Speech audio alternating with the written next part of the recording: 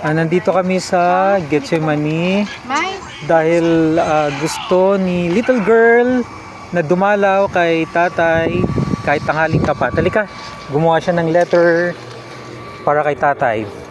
Halika, dito tayo. Okay. Wait lang. Sabay ko? Anong letter mo? Basa. Dear Tatay, hi.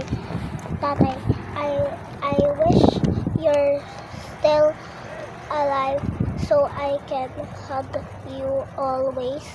Love, Lala. Grandchild. I'm 7 years old. Wow, galing naman. Sige, lagay mo na dyan kay tatay. Mommy, help. Sige, ipitin mo lang. Basa! Ha?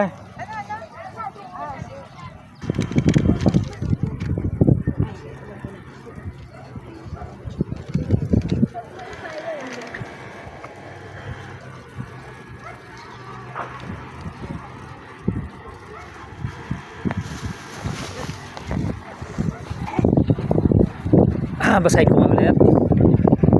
Dear Tatay, hi Tatay, I wish you're still alive so I can hug you always. Love, Lala, grandchild.